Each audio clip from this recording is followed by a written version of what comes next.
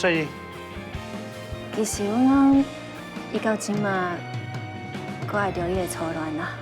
我们要办一个开幕的 party，你嘛要来哦。我有一个条件，我不爱听到只限的翁这四个字。若我听到，我会跟你离婚。